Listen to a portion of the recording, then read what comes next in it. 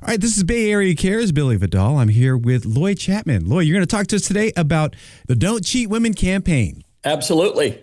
All right, well, what is something that's very important for us to know? All right. Half the population are women. They own 42% of the business in America. And for decades, over 95% of all federal spending and contracts have gone to companies owned by men. Okay. And I don't, when you tell that to a woman, they don't like it. No, it doesn't sound very good.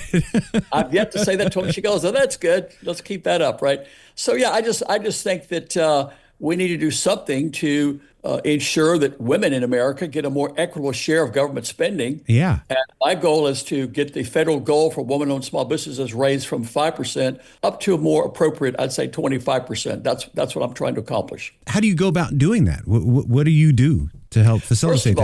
First of all, I have to educate women that Okay. I think they're not being treated fairly. That's the first step. So step one is to educate women in America that they're probably not being treated fairly. They're paying their taxes, right? Right. Yet 95% of their taxes are being spent with companies owned by men. And the next step is I'm launching a national campaign actually this week to reach out to women-owned organizations around the country like NAWBO and Women Impacting Public Policy, and I think it's the National Women's Law Center in Washington, and to try to get them on board. Right. And we're reaching out to women-owned small businesses around the country to try to get them on board. And then we're going to be contacting people in Congress. Okay. And back during his campaign, Bobby Kennedy released a small business economic stimulus program called Small Business Big Middle Class. And in that plan, he proposes to increase the federal goal to women-owned small businesses from 5% up to 15 to 25%. And that's a very Substantial. Yeah. Logical plan. I hope that President Trump will adopt that. But people can look it up. It's called Small Business Big Middle Class. It's on the American Small Business Inc. website, ASBL.com. I talk about it a lot on X. You can follow me on X, Lloyd Chapman. And but quite frankly, I think we're going to get it done.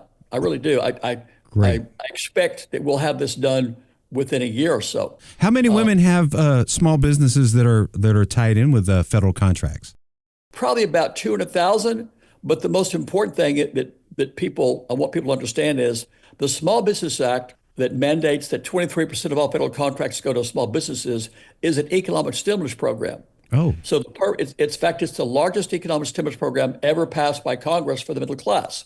And it's designed to create jobs and direct federal spending into the middle class economy. So even if if you have a small business anywhere in America and you're not getting government contracts, the Small Business Act still benefits you because that money flows into the middle class and creates jobs. And so here's another thing I want people to know. The Senate Small Business Committee did a study about 15 years ago that said for every 1% contracts of small business go up, it creates 100,000 net new jobs a year. So if Congress increased the goal for women-owned small businesses from 5% to 25%, that's 20% more. That's 2 million more jobs a year. That would virtually double the number of jobs are created in America on an annual basis, which would have a huge impact on the middle-class economy. Absolutely. And create a huge economic boom. So when you look at the jobs report that Congress puts out on a monthly basis, the fluctuations are like 5 or 10%. Okay.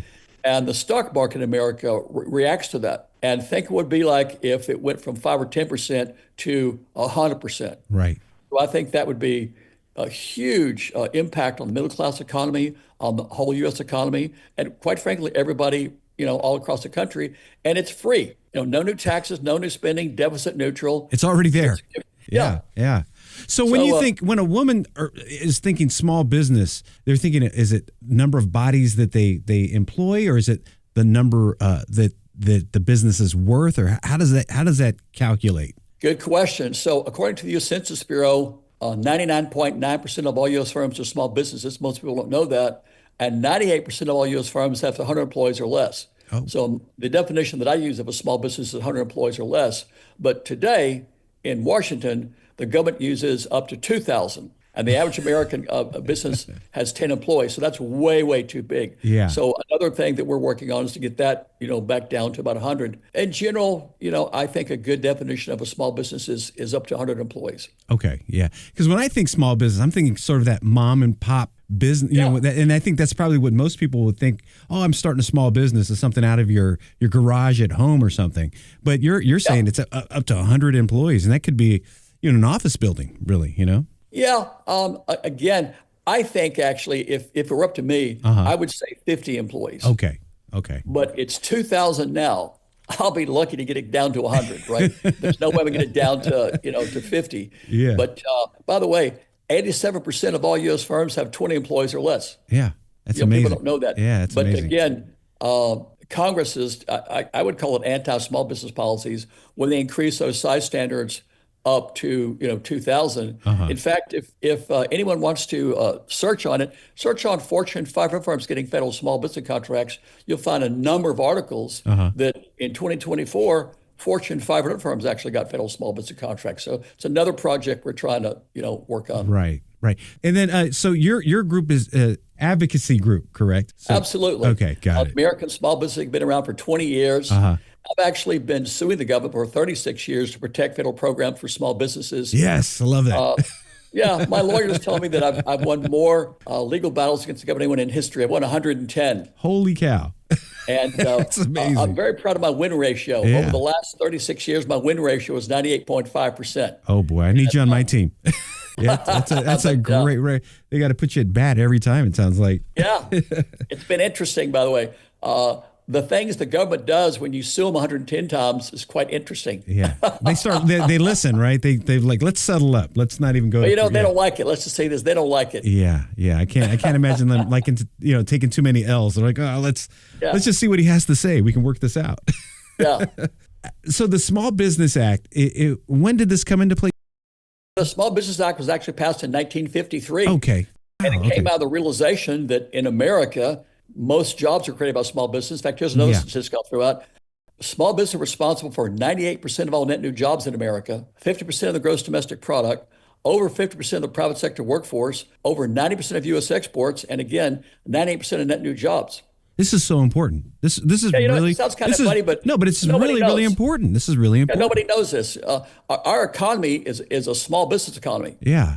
And in fact, here's another statistic. People they campaigned on it. This last presidency was campaigned on, building small business. MAGA, Make America Great Again. Well, America's 99.9% small businesses. Yeah. So here's the statistic that'll shock you. In 2024, I'll say over 95% of all federal contracts and spending went to the top 1/10 of 1% of U.S. firms. And those companies haven't created one job since 1980. And a new study by the Government Accountability Office says 34% pay no taxes. So guess what's going to happen if we continue into the future giving over 95% of all spending to companies that don't create jobs and don't pay taxes? I think that's a great way to collapse the economy. Yeah, absolutely. Well, it's great that you've taken this battle on and just creating this awareness that there's this opportunity out here for small business, and then for women of small business. I know they'll hone in on this.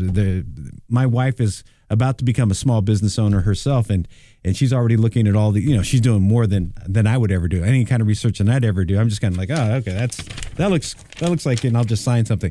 Where she's actually like looking at all of the paperwork and all of the things you need to do. So she's very women seem more detail oriented than us fellas, right? Good thing that they are, huh? Right, absolutely. So if people want to, like, I'm going to tell my wife, want to get information, how do they contact your entity and what you're doing over there? Our website is asbl.com. And the Don't Cheat Women website is don'tcheatwomen.com. No apostrophes, no spaces, just don'tcheatwomen.com. And they can see what we're doing there. And give these women a chance, an opportunity. Don't cheat them, right? Absolutely. Yeah. Well, I just had this thought walking into this room here. If men get 95% of all federal contracts, they should have to pay 95% of all the taxes. Right? Yeah. They either need to cut women's taxes by 95% or start giving them more federal spending. Absolutely. I think. That's fair. That sounds fair to me, too. Well, that's so cool.